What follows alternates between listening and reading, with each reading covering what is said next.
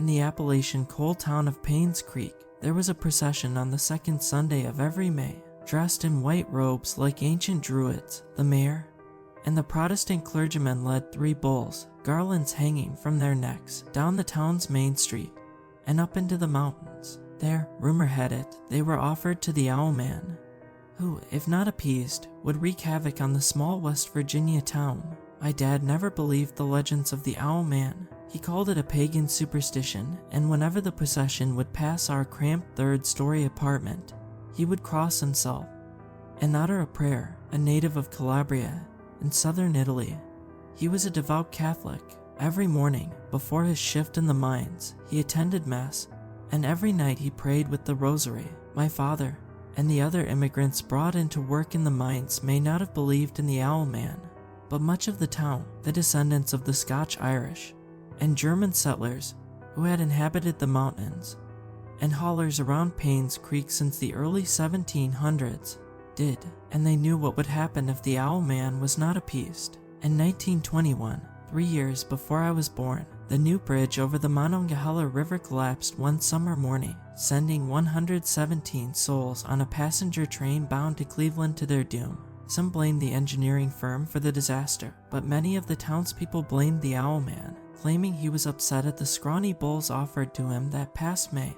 When I was 10, the procession only had 2 bulls, for this was during the Great Depression and times were tough in our little town. My dad laughed, saying that it appeared that the townspeople were slowly gaining some sense. The next morning, for the first time ever, the bulls returned from the mountains alone, their garlands gone. Deep scratches, like those from an owl's claw, ran down their backs. Many in the town were hysterical, screaming that the Owl Man would soon have his vengeance, but my father just laughed at the local superstitions. It was the last day of school before summer break when disaster struck.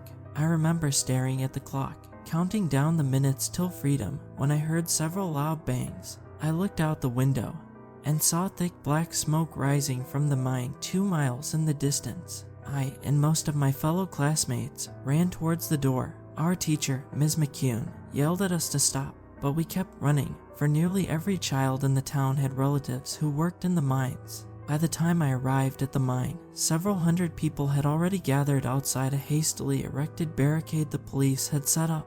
I remember hearing wailing in several languages: English, Italian, Polish, Slovak, Hungarian, and Ukrainian, as distraught family members cried out for their loved ones. I found my older sister Maria, who was 14. I asked her if she had heard any news about our dad or our 3 older brothers. She shook her head. Over the next several hours, I watched as the rescuers brought dozens of bodies out on stretchers. Some were still alive, most weren't. At the end of that day, a total of 48 bodies had been recovered. None of them were my relatives. Before nightfall, I returned to our apartment to get some blankets for Maria and me. We didn't want to return home in case there was news about our father or brothers. Circled around the campfire, that night, there was talk that the Owl Man was to blame, that he was enraged about being offered only 2 bulls. I knew it was nonsense, and prayed all night for the rescue of my family. I don't remember falling asleep, but I remember waking up to the sound of heavy wing beats. Hovering about 50 feet above me was the Owl Man, with a wingspan of over 12 feet, far larger than any of the great horned owls that inhabited the mountains. He blocked out most of the moon. His head was that of an owl, his body human-like, although covered with dark feathers, with sharp claws that reflected the moonlight. As he looked down on me with 2 large orange eyes, I turned over, convinced I was having a nightmare. The next morning, the first body the rescue crews brought out was that of my dad. His body was covered in a white sheet, but I knew immediately it was him. I ran over to the stretcher and yanked the sheet off. His face was almost burnt beyond recognition, his shirt soaked in blood. In his right hand he grasped his beloved rosary beads. I took them and put them around my neck. It was all I had left of him.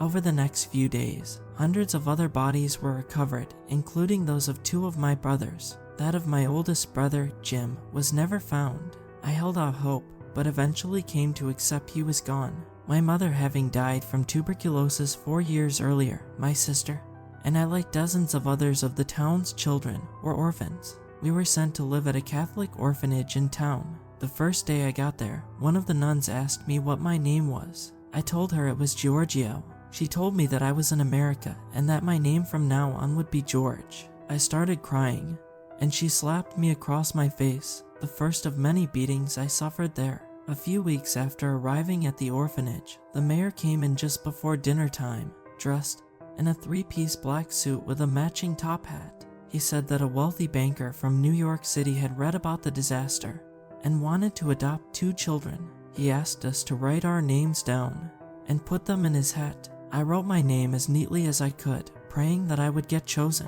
I didn't want to leave my sister, but I didn't want to live out my childhood in this orphanage with the cruel nuns. The first child to be picked was a 14-year-old boy named Jan. The second was me. I packed up my meager belongings, put the rosary beads around my neck, and said goodbye to Maria, promising her that I would write, and that I would try my best to convince the banker to adopt her as well. The mayor put Jan and me in a Cadillac V16, the first time I had ever ridden in a motor car, and drove us to the Methodist Church, the most prestigious church in town, where all of the local politicians, bankers, and mining executives attended.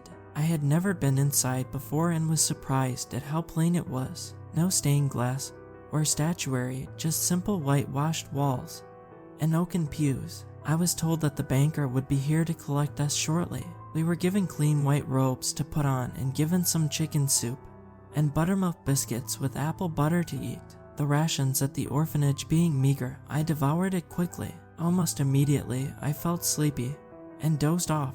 I awoke in the bed of a wagon, tied down, Jan next to me. It was night, the moon full. 3 mules were pulling us towards the mountains. Besides the wagon, I saw the mayor and the other town dignitaries walking beside it, dressed in white robes, chanting some ancient incantation in some foreign, guttural tongue. I knew what was happening and tried to struggle, but I was paralyzed, still under the influence of whatever they had drugged me with.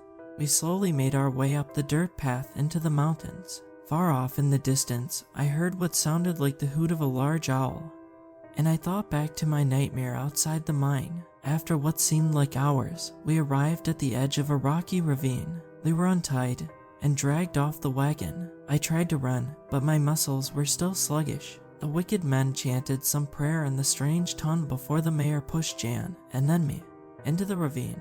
The fall was about 15 feet down. Thankfully, I managed not to break anything. In the moonlight, I could see that the floor of the ravine was covered in bones. I noticed several large bull skulls, all the flesh having been picked off long ago. I looked at the sides of the ravine. They were steep, but I was sure that once my muscles recovered I could scale it. It was then I heard the sinister hooting. On the thick bough of a black oak tree sat the owl man, looking ghostly in the moonlight. Jan saw him too, and moved to scale the wall. Being much bigger than me, the effects of the drug had worn off him, and he moved rapidly. He was halfway up when the owl man took flight and grabbed him in his enormous claws. He flew off with the screaming boy to the oak tree. I tried to flee, but was unable to move. I watched as the owl man disemboweled Jan with his enormous claws, as he slowly tore off pieces of flesh from the writhing corpse. Eventually, the scream stopped. I tried to will myself to move, but could only take a few languid steps. I heard the owl man take flight, the beats of his wings nearing me, his appetite apparently not sated. I was dead. I used all my energy to remove the rosary beads from my neck. The owl man landed a few feet away from me, standing over 10 feet tall, staring at me with glowing orange eyes the size of dinner saucers. He smelled like rotten meat. I started praying with the rosary as my father had taught me. There was nothing else to do. I kept waiting for the owl man to attack me, but he didn't. He stood by me all night, but never took another step closer, as if he was repelled by an invisible force. I never stopped praying, even when my mouth was dry as dust, and I thought I could not utter another word. I somehow found a way, for I knew that if I stopped praying for even a second, the owl man would get me. At the first rays of dawn, the owl man finally alighted and flew deeper into the woods. The drug having worn off, I climbed out of the ravine. At the top lay Jan's mutilated body, crawling with maggots. I knew I couldn't go back to town, for if they found out I had survived, they would surely kill me. I had never been up this far in the mountains, and didn't have a good sense of what towns were nearby. I just started walking down a narrow, muddy path heading both away from town and away from where the owl man flew. It was nearly nightfall when I came out of the mountains into a small farming village. There was a train depot where I went to lay down, hoping to jump on the next train that came by. I was woken up by a kick to the head from a sheriff who threatened to send me to the state reformatory if I didn't leave. I ran off, hiding in some nearby fields. Early the next morning, I heard a freight train rolling into town and ran towards the tracks, praying that the sheriff wasn't nearby. As it slowed at the depot, I jumped into one of the open boxcars. After a few hours, the train stopped in Pittsburgh, where I jumped off. I'd never been to a city before and was amazed at the sheer size of it. I begged on the stress for a few days before I was sent to a group home where I resided for the rest of my childhood. When I was 70, I made the journey back to Payne's Creek in search of my sister, confident that no one would recognize me after all these years, not wanting to draw attention to myself by asking about her. I went to the town's tiny library and looked through the old newspapers, trying to find a wedding notice or some other clue to her location. After several hours of searching, I found that she had married a lawyer in Pittsburgh when she was 16, just 2 years after the disaster. I couldn't believe that for all these years, she had just been living a few miles from me. Before I left, I visited the churchyard, nestled in a small clearing near the base of the mountains, and paid respects to my parents and brothers. It was near sunset, and from the mountains I heard loud hooting. That was the last time I ever stepped foot in Payne's Creek. Back in Pittsburgh, I tracked my sister down to a Victorian mansion in the Shady Side neighborhood. A servant answered and told me that there was no work to be found here. I told her that I was Maria's brother, only to be told that all her brothers were dead. I barged into the house and started screaming in Italian for Maria. She came down the stairs wearing just a robe.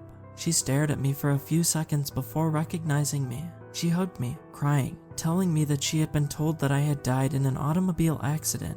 I lied, telling her that the banker who adopted me was a cruel man who beat me every day until I ran away. I never told her the truth. She died a few years back, nearly 100, not knowing the reality of what lurked there. I never told anyone the truth. Until now, I sometimes wonder if the owl man still lives. My time is running out. Although I am an old man, I can still shoot as well as I could back in my army days, when I won medals for my marksmanship. I have a feeling the owl man waits for me in the mountains of Appalachia, that he wants to get his revenge on the boy who got away. I want my revenge too.